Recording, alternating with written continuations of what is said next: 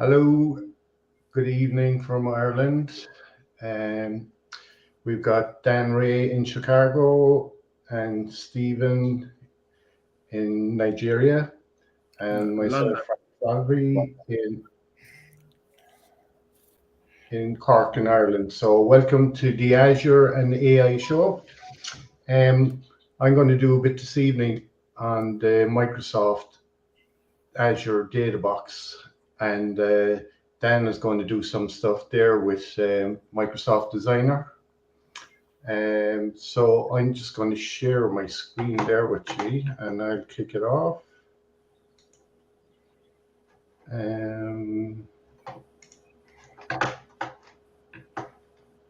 Present, share screen.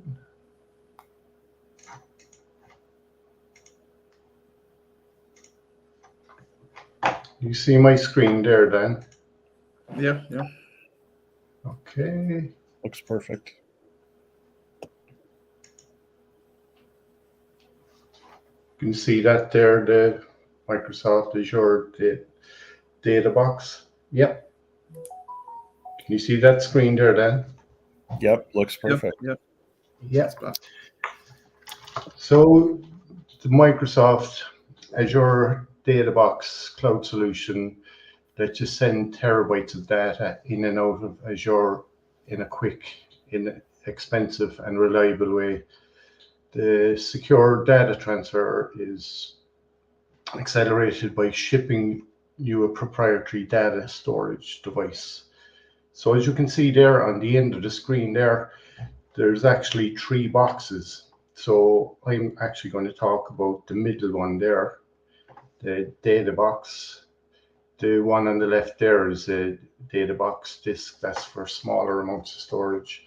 And the other one on the right then is kind of a very heavy one, it's 500 pounds. So it's on a kind of a trolley. So these things get shipped to you by courier, and each storage device has, like the one I'm talking about now, has storage capacity of 80 terabytes, and is transported to your data center through the regional carrier, whoever the courier in your area is going to be. The device is fairly rugged, casting, to protect your data, make it secure during transit. You can order the data box device via the Azure portal to import or export data from Azure. Once the device is received, you can quickly set it up using a local web GUI. I'll show you that as we go further, depending on whether you're importing or exporting data, copying data from your servers to devices or from devices to your server, and shipping device back into Azure. If important data to Azure in the data center, your data is automatically uploaded from the device into Azure. The entire process is tracked end to end. I'll show you this in another slide as we go forward. So like you can track it in the Azure portal anyway, so as you go forward. Use cases for using the data box. It's ideally, as I said, suited for a large amount of data, larger than 40 terabytes. So if you can imagine trying to send that over the network, you could be waiting 6 months for 40 terabytes to go through the thing, so it's not really practical. One of the use cases could be a one-time migration where you want your whole on-premises, like moving libraries from offline tape into Azure to create an online media library, or you can just migrate an entire VM farm, SQL servers or applications. You can use it for moving historical data to Azure.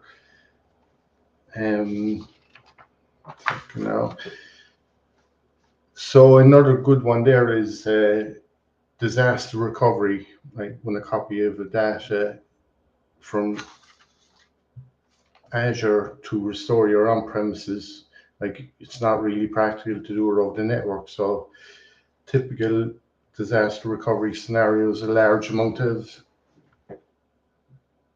Azure data is exported to the box. Microsoft then ships it, the box by courier, and the data is restored to your on-premises in a short time.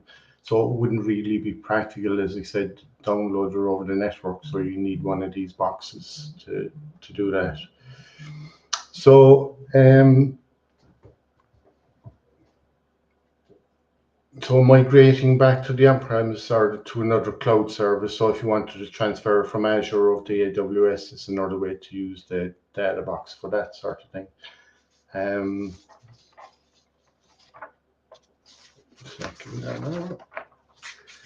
So some of the benefits of the data box is the speed. Like, so the data box uses a 1 gigabit per second, or if you're using a network, you can get 10 gigabits per second if you have a fast network interface. So you can move up to 80 terabytes of data in the data box. That's the middle one that I'm talking about now. So 80 terabytes is your limit there. The boxes are very secure. They're very sturdy. The data on the device is secured with AES 256-bit encryption at all times.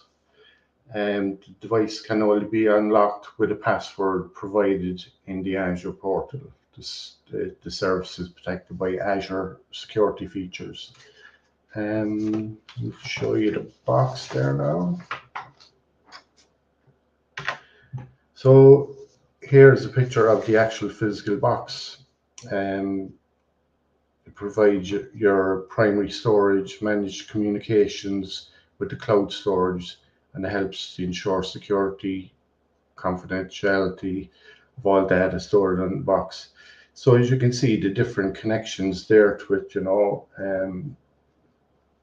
the data management, all the different ports. So you could have fiber, or if you're just using network. So as I said, the speed of it, you can go from 1 gigabit per second to, if you have the fast network, you can get 10 gigabits per second.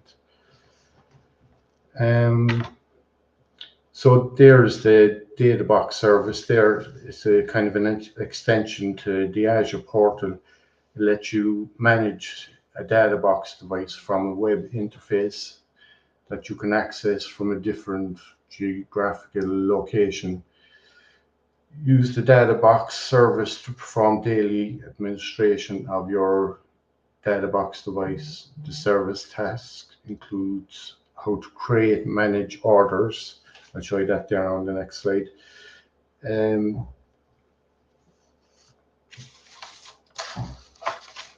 So as you can see there down the bottom there, so if you ordered the thing in Azure, and then the box is delivered, and then it shows up there that it receives, and then this section here, you can see that you're at the section where you're going updating your data. So yeah, this is the Azure portal where you can actually see this thing.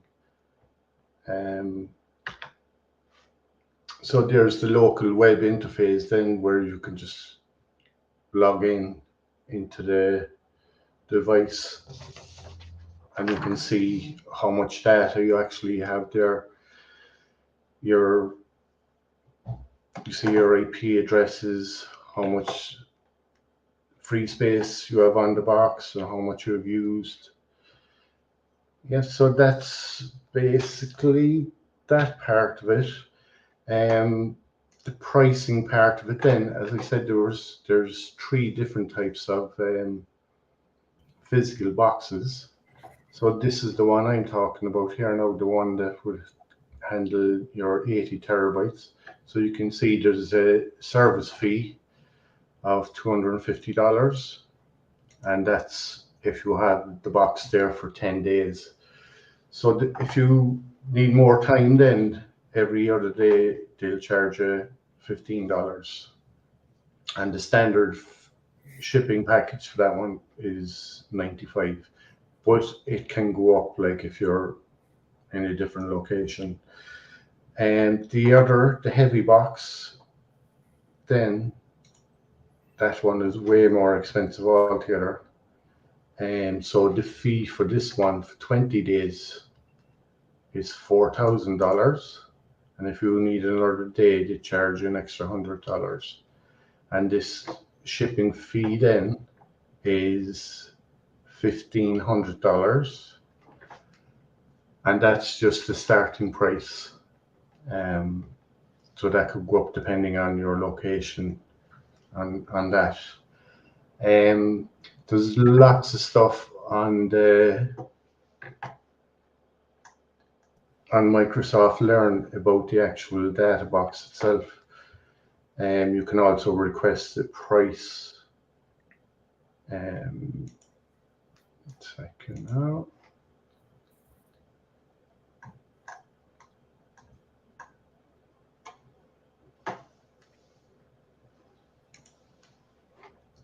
So, any questions on that there, Dan or Stephen?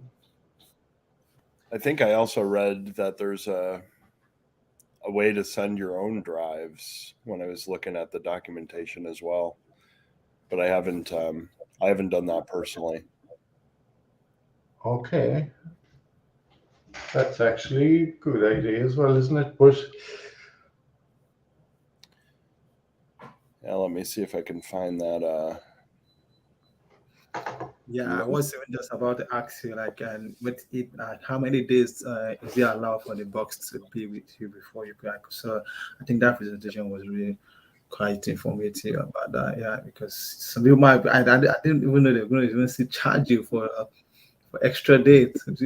That's quite good. Wow. yeah, but I suppose they might have only a limited number of these boxes, you see, and you know, if people don't return them quick enough, they're losing money. You know that way. Yeah. So I could see, I wanted to ask, I could see here that and the heavy one is close to 770 terabytes. Wow, that's quite much.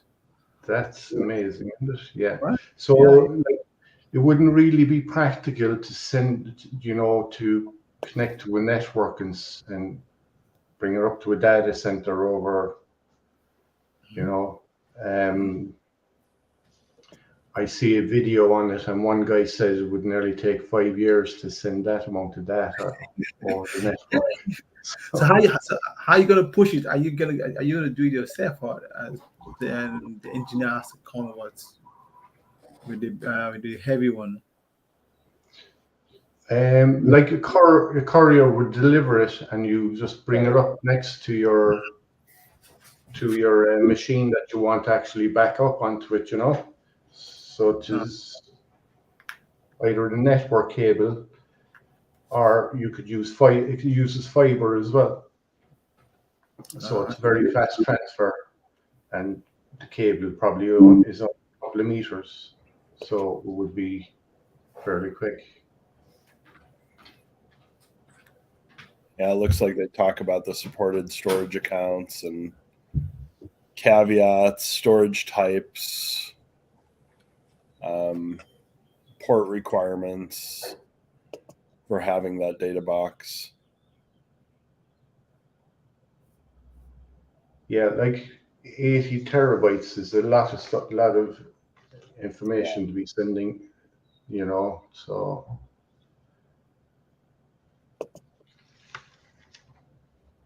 that's an interesting one. Anyway, then the data box. Yeah. Send your stuff in. Yeah, so the let me see if I can share my screen here. Present screen. And then let's do a window here.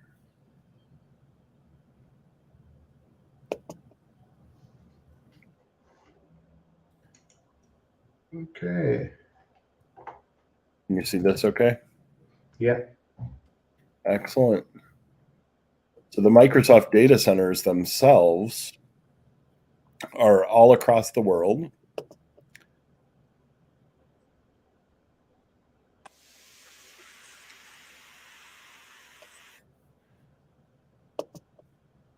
So they'll show in different places in the world the data centers and where they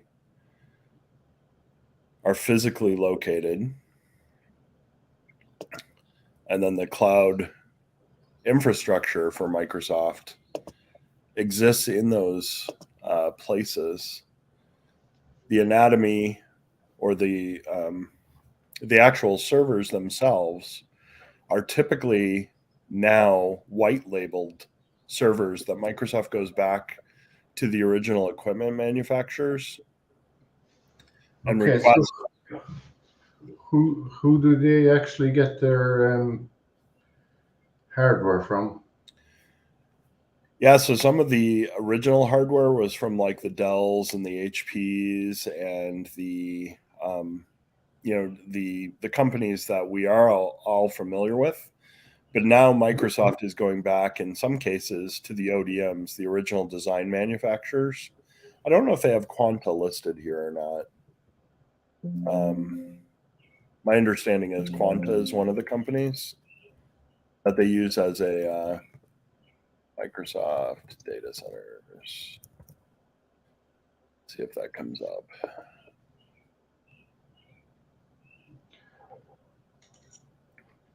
So welcome, Roxanne. Hey there. Hello, hello. How are you gentlemen today? Excellent.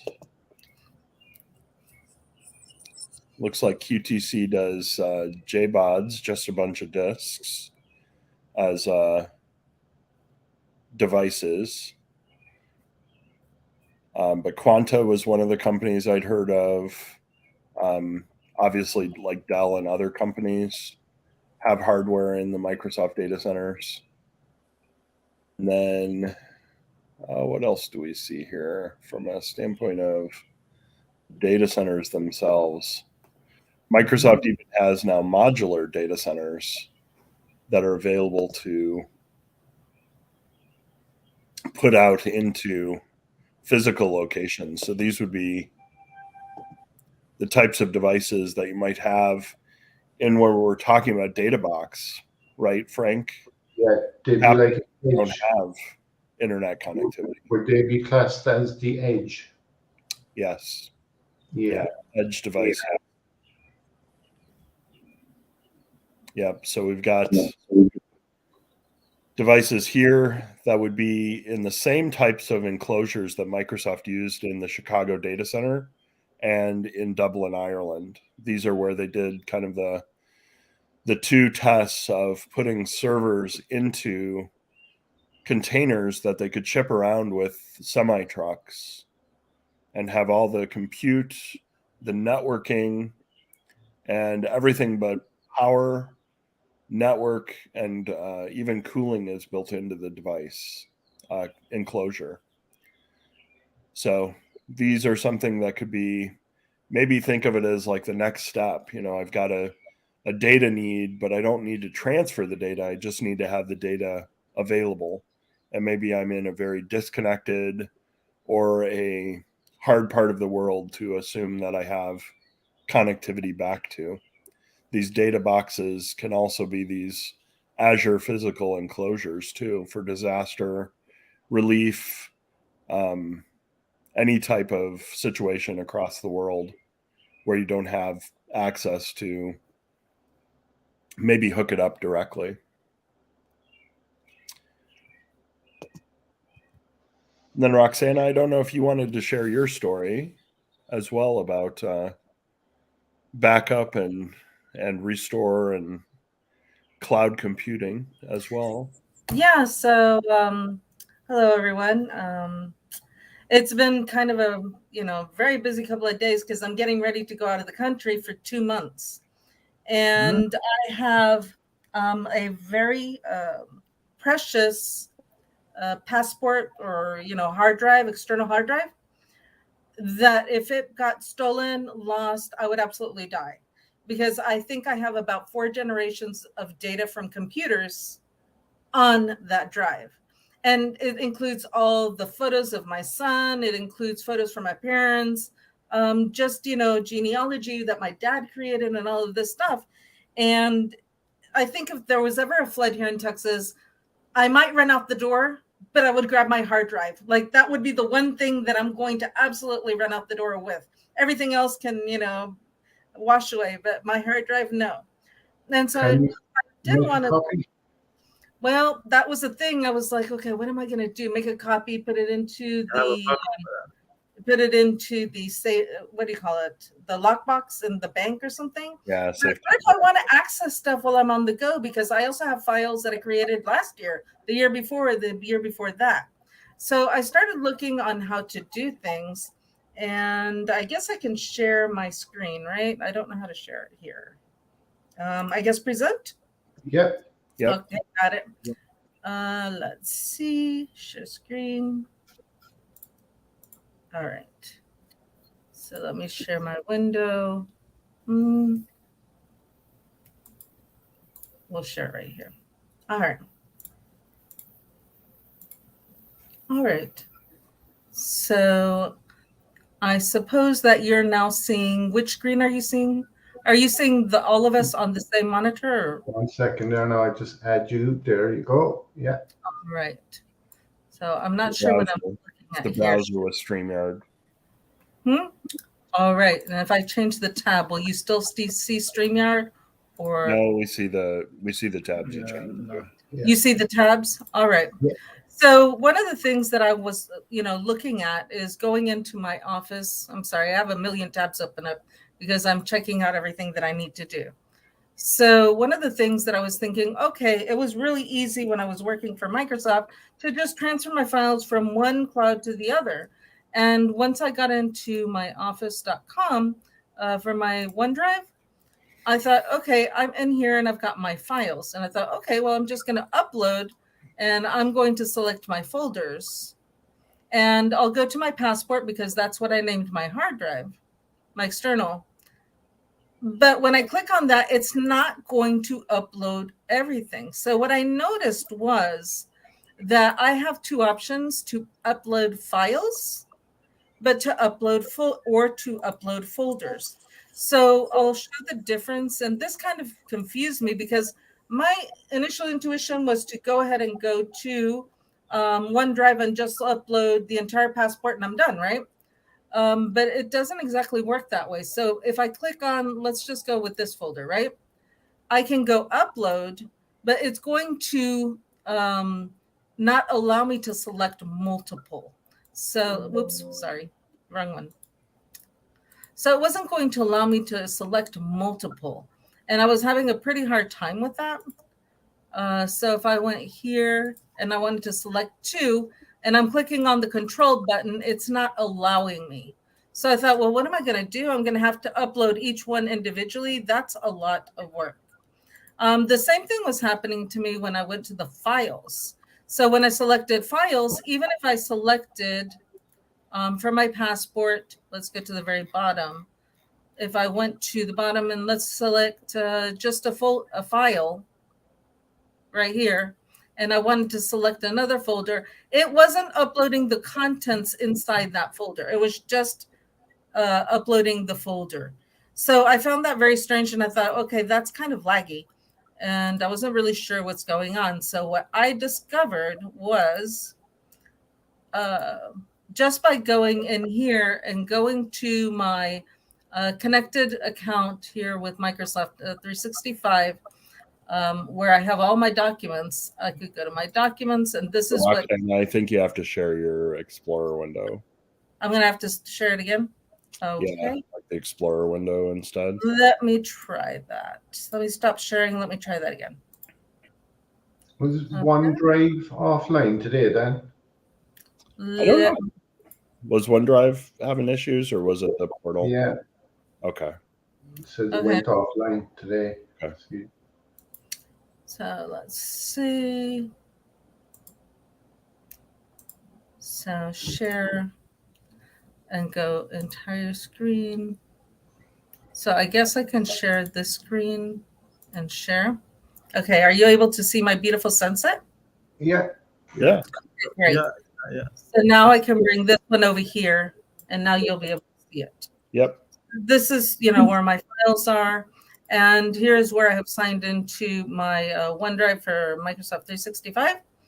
And I found it so much easier to just go and upload everything. And as you can see, I have backup, and probably inside my backup, I have other backups.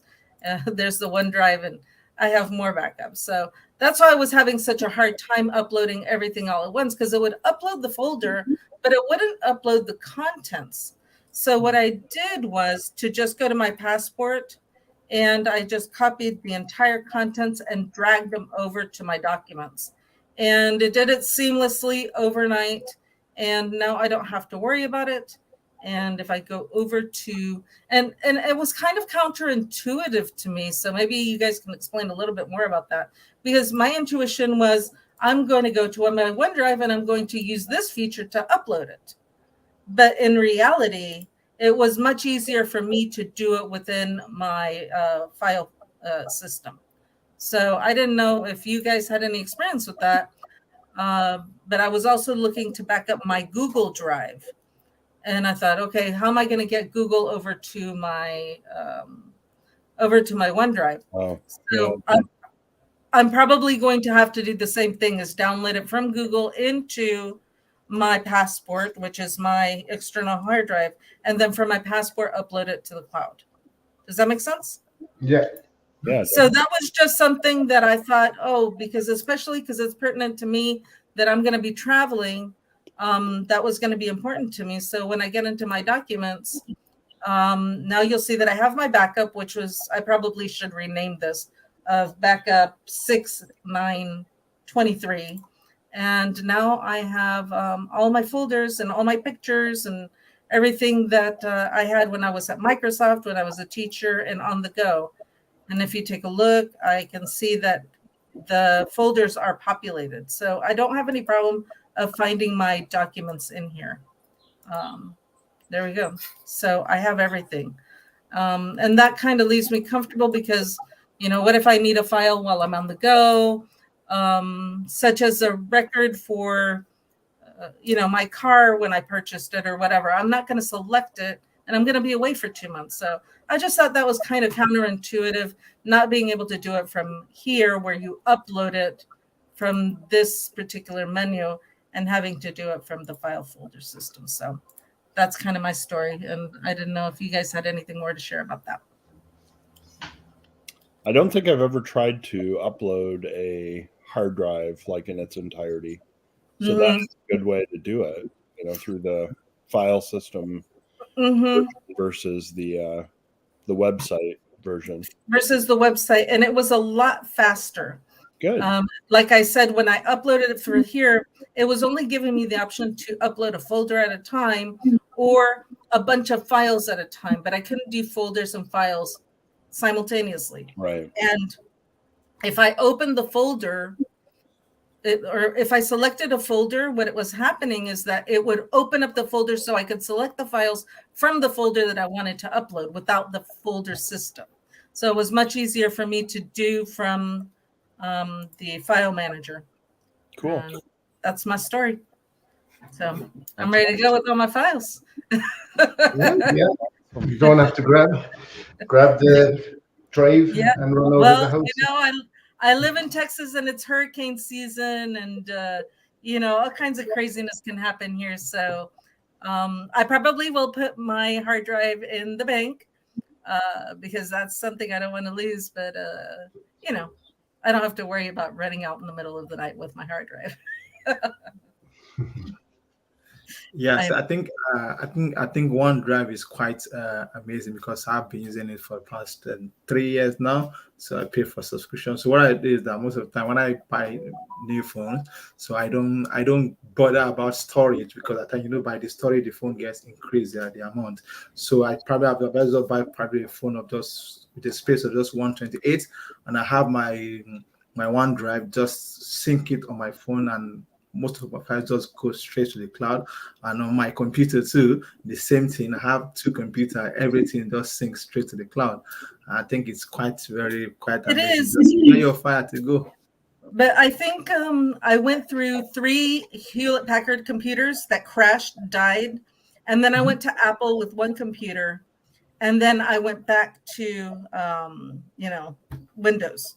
So I have multiple files from years and years. I'm kind of a pack rat, but I know where everything is because I know which computer it was from. So nobody's going to be able to find anything but me. But to me, it was important because I have all my pictures of my parents, my son. So to me, that's not replaceable at all.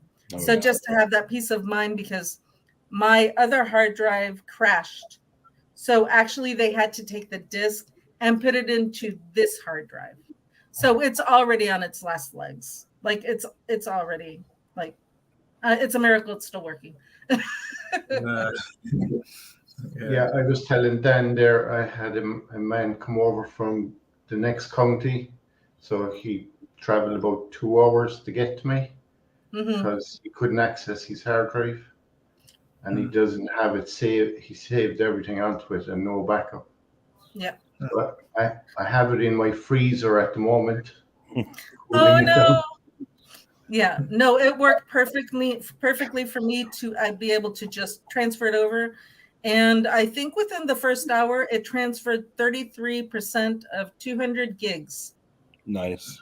That was a lot. So when I woke up in the morning, it was done. I checked it and it was really painless.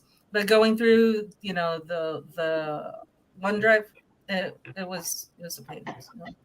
And that's my story. Amazing. I'm glad I was able to share that with you guys. We have Teresa on the side there. I think Teresa's going to do a talk for us next week, Dan, I think. Yeah. Let's see that on the messaging there today. So good evening to you, Teresa.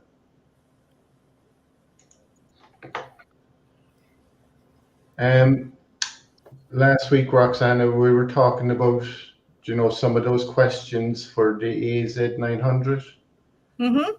So I went in, because we are the Azure and AI show, I used the AI to generate sample questions. Okay. So I went into ChatGPT and I asked it, can you give me sample exam questions for the AZ900? And I asked it for 20. I said it was a sample enough. So spit them out, 20, but it just gave me one answer, the answer to the question. Okay. So I just went back to it then and I kind of said, can you give it to me in multiple choice? Came back to me, gave me the 4 of them, ding, ding, ding, ding, 20 sample questions. Wow. That's impressive. So I can, Dan, you have something else to do, or will I just show 1 or 2 of the examples? Okay. Yeah, if you want to show a couple of examples, that's fine. Just 1 or 2, and maybe I might do 20-minute sessions some week there when Solomon is doing the AZ900. I'll probably follow up with sample questions. That's perfect. Okay, just a second there.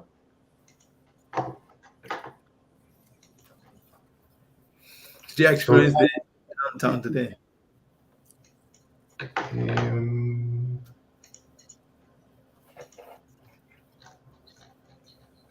You see my screen there? Yep. Yes. Yeah. So I just done it in Word, so it could make the screen fairly large. And second now, let's go up to the start. So here is one of the sample questions, and I find when you read the question, you want to know what do they want.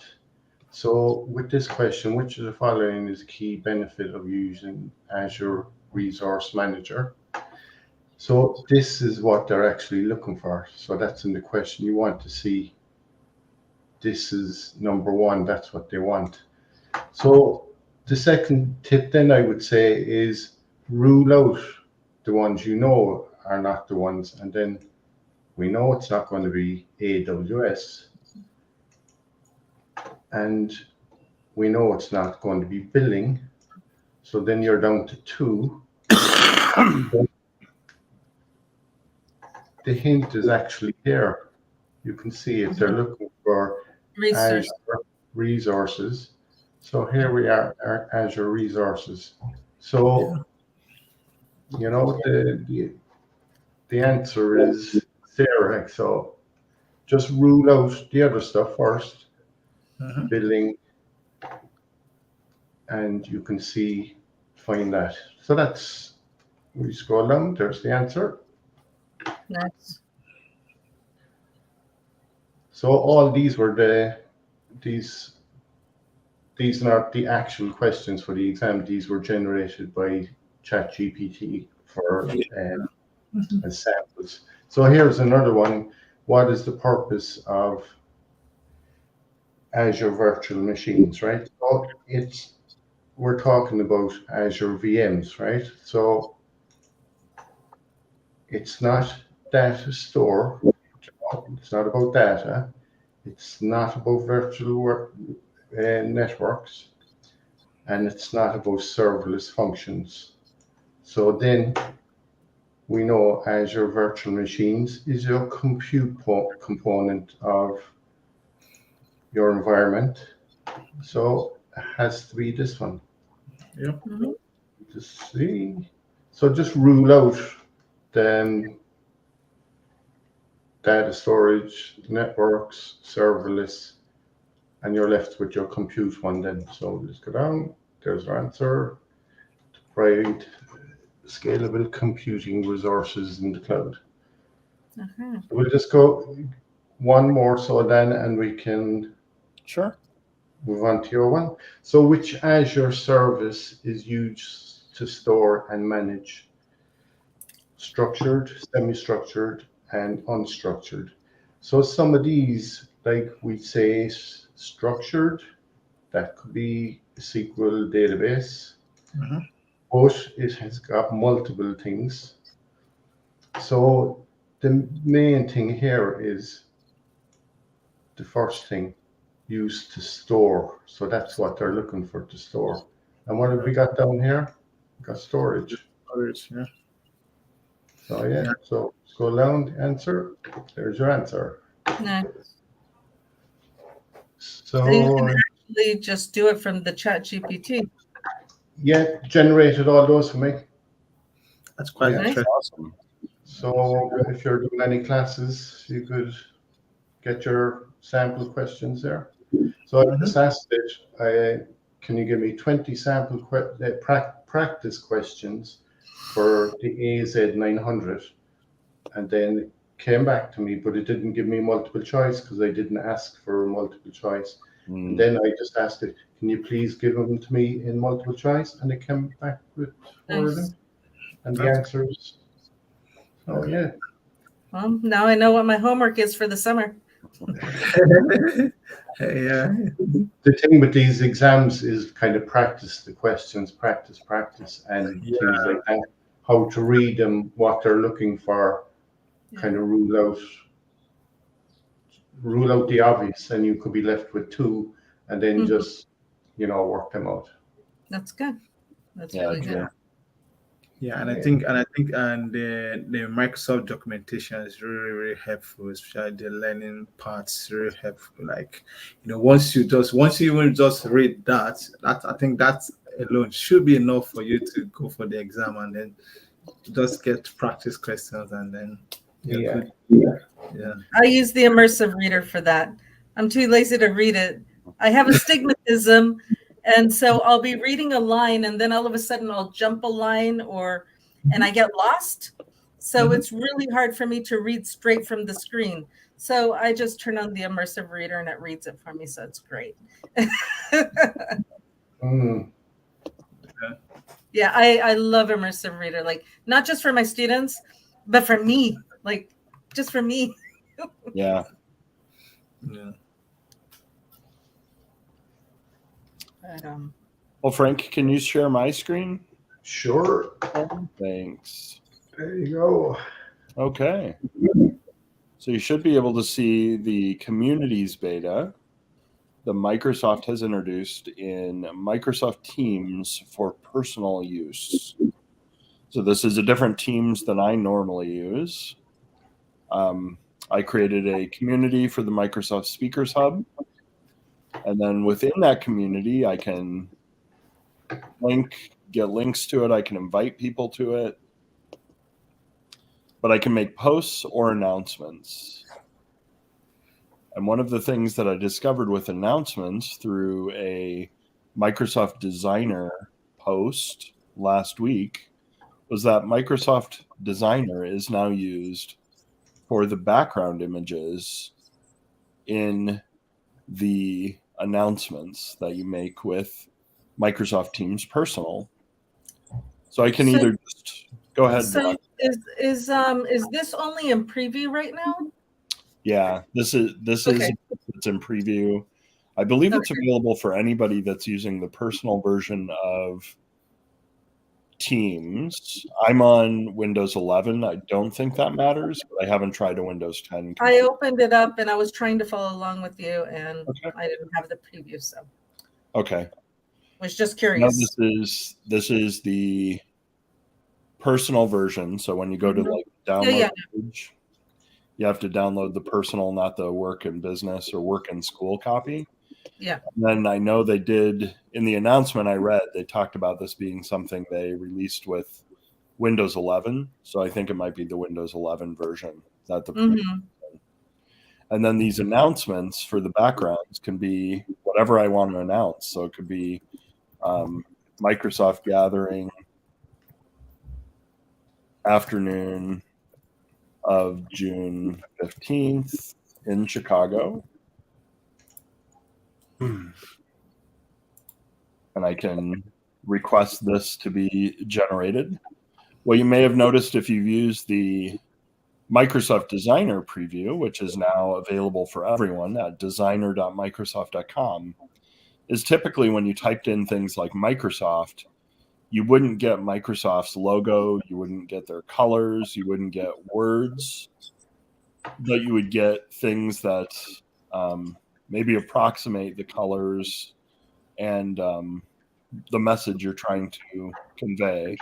Here, at least with Microsoft, it did a really good job of pulling in real Microsoft logos, real Microsoft buildings, and doing things with the words that I chose for me to make a announcement banner to say the Microsoft Alumni Network Chicago chapter, is gathering or whatever we're doing, 4 p.m. on 6/15, and that's next Thursday. So I could notify by email. I can do this as an announcement post, and then go ahead and post this to my community. The announcements do allow you to either start with generating the image from the words that you use or adding an image from your computer as the start. So if I generate an image, this is where I get into some of the Microsoft Designer versus maybe, the words being interpreted. So in this case, I should get the behavior where Microsoft Designer isn't showing me exactly Microsoft logos. It's not showing me real buildings. And if the people are facing you, it even does randomization of people's features. So if people are facing away from you, it's maybe more realistic looking than if they're showing faces in the pictures at this point. So you can generate either from the description or what I'm trying to do, generate the image or add images. And then you also have ideas to explore here for announcements. So it's really designed to help you visualize these announcements that you might want to make. And it's still using Microsoft Designer. The other thing that surprised me about how this works is I assumed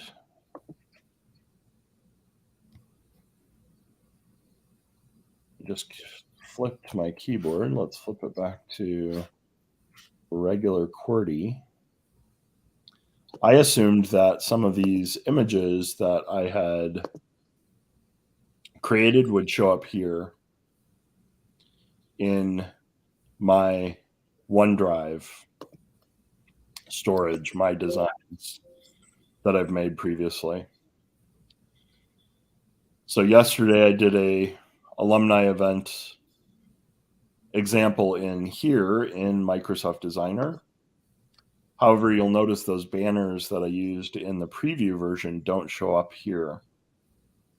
So there seems to be like a disconnect on where maybe they're storing it. So the other day when you were designing the banner, that's why you couldn't find it here in your unsaved images or got it. Yeah. And I'm not sure if they've put it, like I was going to check recent in OneDrive, but it looks like my resume and some other things are the most recent files. So it doesn't look like it's a recent file thing. I'm using the same personal account across these two.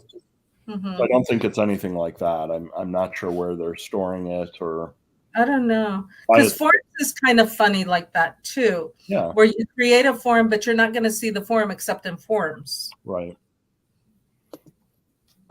I wonder if it has a folder for that. Yeah, I don't know if there's a folder or what they did. So I sent some feedback yesterday, just in, hey, where am I supposed to find these banners that I created using the designer preview, but I can't find when I'm in there. Mm-hmm. And then Frank, let's do a Dell computer and a person wearing a headset. Tried this yesterday with Logitech. And Logitech did not show up as something that the designer preview understood. Now, in this case, I have people sitting in front of a computer. However, I would be hard-pressed to tell you whether that's a Dell computer monitor or another brand monitor. So with some brands, it still doesn't appear to necessarily be picking up their particular logo or their particular hardware or services, that type of thing. But at least with Microsoft, it understands Microsoft now when you're using those announcement banners. The Dell Microsoft event. I wonder, is it a kind of advertisement thing that they don't want to be advertising for other companies? I don't know. I don't know if it's just early and they don't have everybody mention this to me. I don't know if it's that they just don't have like the assets that they're searching across, or if it's just like you said, maybe they don't want to necessarily be advertising for others through those announcements. But just some of the behavior seemed somewhat interesting. Like we have an event downtown Chicago next week for Juneteenth. If I wanted to advertise the Juneteenth conference in Chicago, Illinois, by the Chicago River, we can see if it does anything with the Chicago part of this.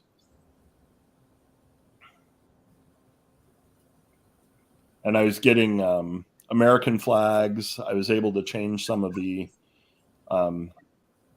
imagery and colors by providing, like do a green and white or do a blue and purple background. But here I'm at least getting some skylines from Chicago. That's pretty amazing. Yeah. So it's kind of hit or miss at this point about what it's what it's picking up. But I believe that is the building, if I'm seeing that as the Aeon correctly, because we're pretty darn close to the river where we're meeting. Quad drive or? Yeah, I can't tell if this is the Chicago River and the Wacker Mm-hmm. It looks like it. Yeah. 200 East Randolph. I can put in whatever information I need. Tag Michael Brown, who is the Microsoft dev who will be speaking in the afternoon. And he has what's her last name? I want to say Hearts, but I'm drawing a blank here. We'll check his schedule.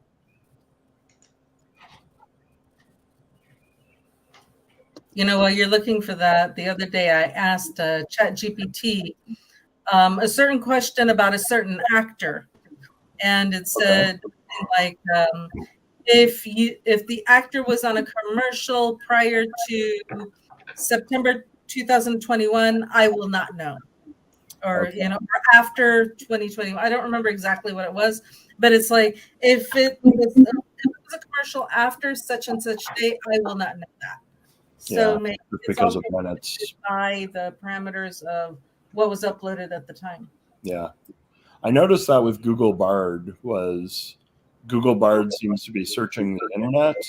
So you can ask it like what happened yesterday, or what's the temperature in Chicago, and it knows what you're talking about.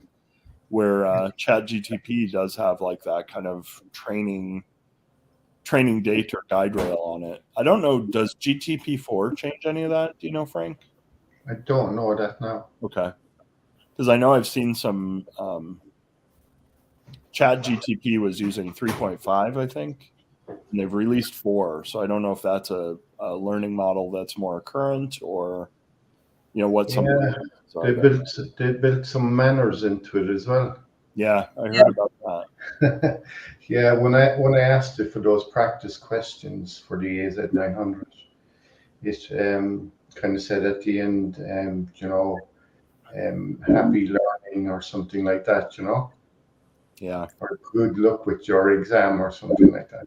Yeah. I've noticed that teachers also on Facebook groups, if you follow any one of those groups, they're already talking about AI in the classroom and planning for next year. Yeah. So if you guys tap into one of those groups and just see what the, what the drumbeat is on the ground, that might be something interesting to see, what's being talked about. But they're already talking about applying it towards lesson planning and trying to weed out the what do you call it? The fraudulent. Plagiarism or fraudulent. I mean, in both of them. So a lot of chatter going on in different forums. So that might be something interesting for you guys, because the teachers, now that they're in summer, they're really active in Facebook and other forums. That's a good point. That's good. I think I was talking to some students there, and some of them have no fear of getting them to write up their essays and stuff like that. But there is others have a kind of a fear that they're afraid in case they get caught, So I think it's kind of, if the schools and colleges kind of put in a policy that if you're caught using AI to do your work, you're tucked out on your head or something like that, I wouldn't be surprised if they start integrating that into the work submission networks that colleges and high schools have, so that when you do an electronic submission, it goes through the AI to make sure. Like, I wouldn't be surprised if that's already in the works or being integrated with different Turnitin is one of the big there's Yuki here, Turnitin. That's crazy. Yeah, so if AI meets Turnitin and you submit it and it rejects it and you're gone. The last course I done now, they had this thing called reflective writing. Have you heard of that? I have heard of it. Yeah, so basically it's kind of telling a story about you yourself and how you're going to use this to help yourself. Like, we say, like, if you're talking about emotional intelligence and wherever like that, what are you going to do yourself to improve your emotional intelligence? You know what I mean? I don't think you're going to get an AI to kind of tell a story all about yourself, you know? No, for sure. Yeah, Mhm. good point. So if they kind of, I know a lot of the colleges here in Ireland are starting to use that sort of way of kind of writing stuff. Yeah, yeah. One of the things that I saw on Instagram, because I have terrible insomnia, and sometimes I wake up for no good reason at night. And I'll share this with you guys in a second. But this is kind of what's circulating, and I don't know that much about AI. So I thought I'd ask you guys. Let me just pull it up and share it. Let's see. And it should be coming any second.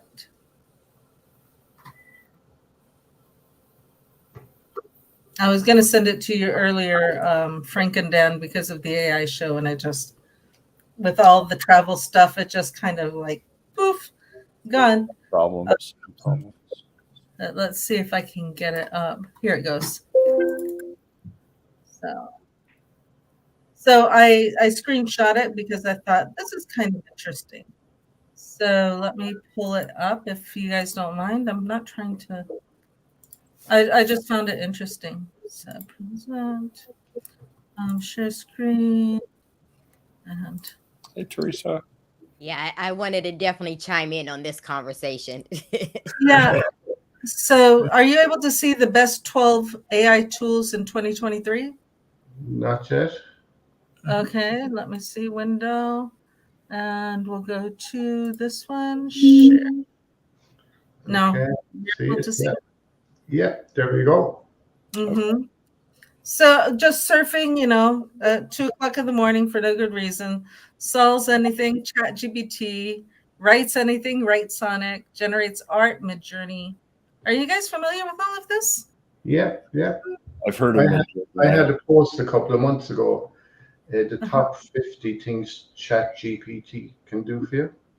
Mm-hmm. And I think it was pretty interesting is WordTune was one that caught my eye, and Synthesia, generating a video, sound Yeah. draw. Post it somewhere because I like to see that closely. Yeah, I can definitely post it in the group, but I got it from AI Innovator on I want to say it was Instagram, Okay. and they had the daily stories and such, slides AI, just a flurry of the best tools in 2023. So I'll be happy to share this, but it is from AI Innovator, and I'm fairly sure it looks like it's Instagram. So this is my profile picture in Instagram. So yeah. I wanted to jump in and make a comment when you guys were talking about students using the system and how the schools are and colleges is going to handle it. Several years ago, there's a company that's probably about 20 miles from here. They really focus on scanning documents through a database to check for plagiarism. So, I'm assuming that they're going to have something very similar for AI as well. And like they collect a lot of data, have it running through their system, and if anything comes up, and even with Grammarly, that they have something very similar. So my thoughts are there's people right now developing systems to support that and to be able to sell them to to different universities and colleges and high schools. So it's real big. Like I said, this company is probably about 20 because they were hiring for someone to kind of like help manage that data, Mhm. and collect that data and run it through their systems. So where even when we were meeting with the young ladies a couple weeks ago, in my mind, again, that's going to be checked at some point. Yeah. And I heard that organizations are doing the same thing with the resume, Exactly. turn-ins. Mm-hmm. And so if you did create your resume with an AI generator, it's being weeded out right away. Mm-hmm. That was interesting. Yeah. And what's going to happen is, if you remember, telling my age a little bit, but if you remember in the late 80s and early 90s, companies would give you a task to make sure that you had the writing skills and had the computer skills. And I believe that probably by, the mid 90s, or that kind of went away. I can see that coming back real soon, sooner than later. Yeah, I would agree.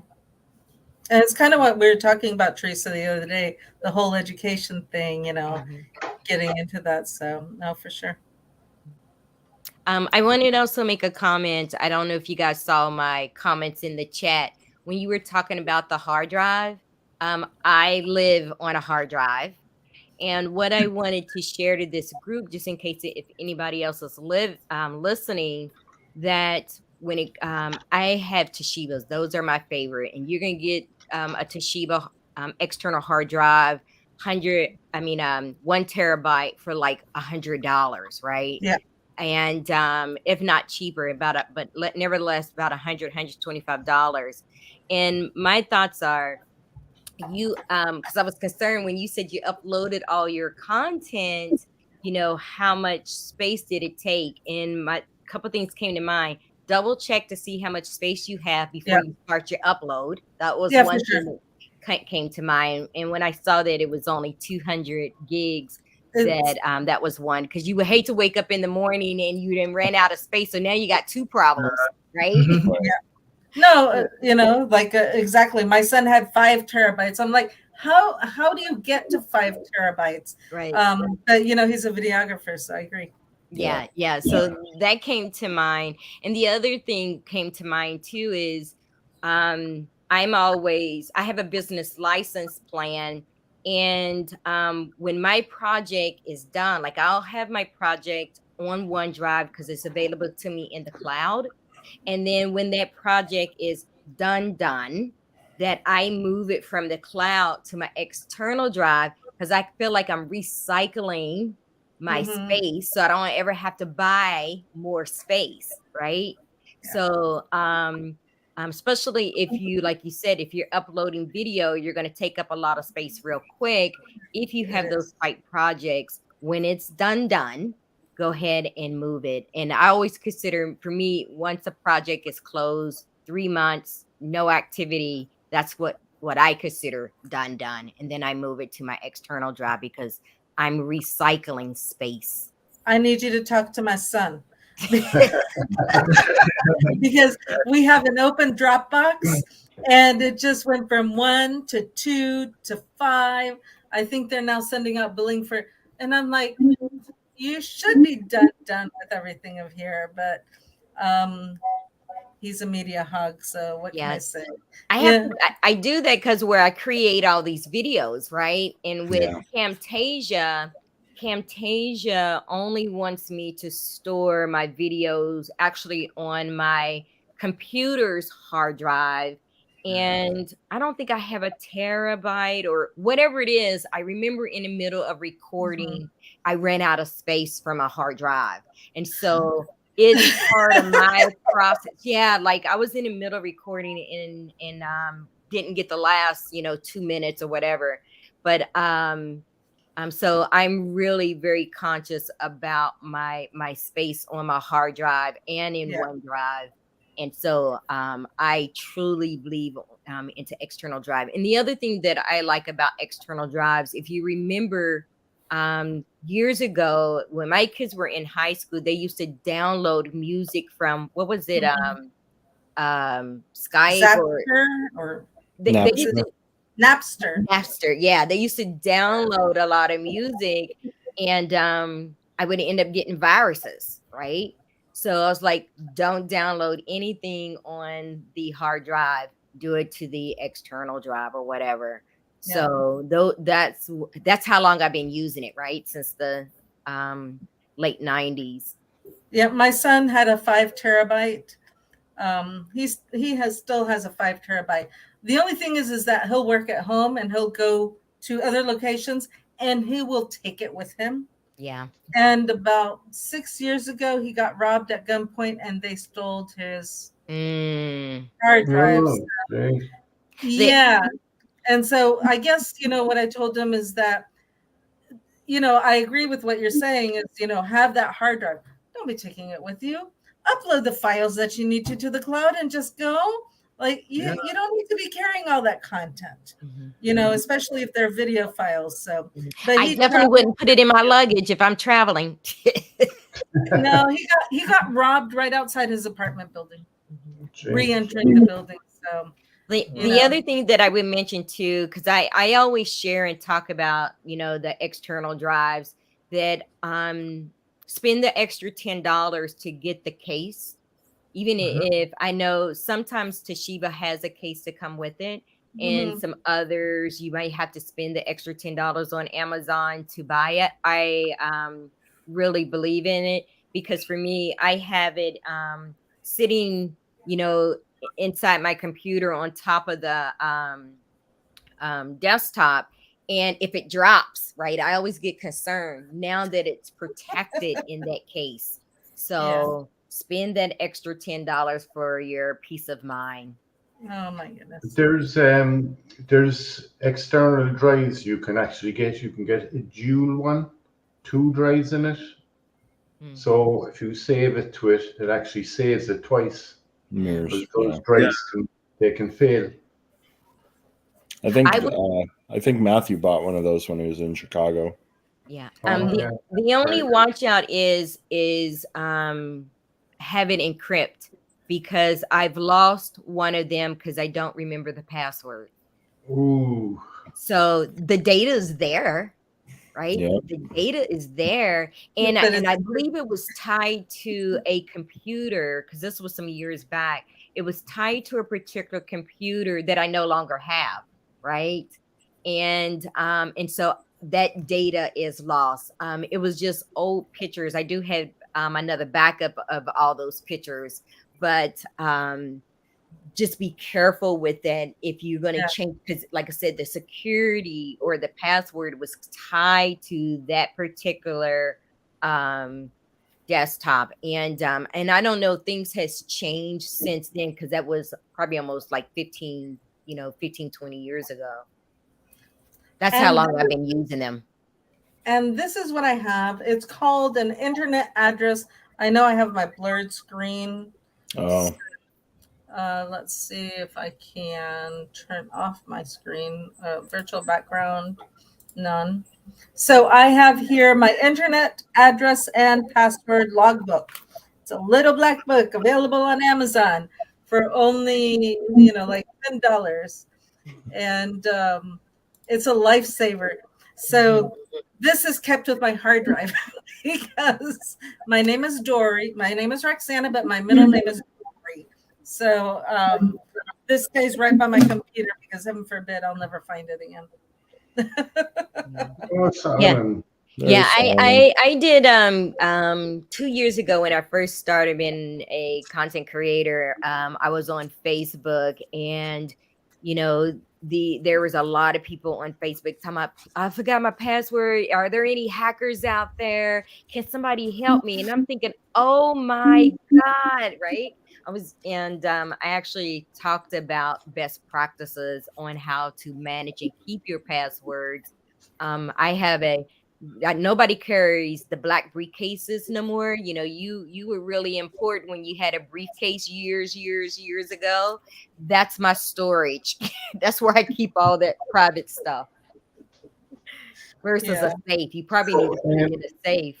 I'm just going to end the live broadcast because we're gone over the hour there by about 10 minutes. But Teresa, you're going to do a talk for us next week? Yeah, I want to just So I'm on the front end and more or less targeted towards the end users. And I follow tech community, Reddit, even go out to Microsoft Hub.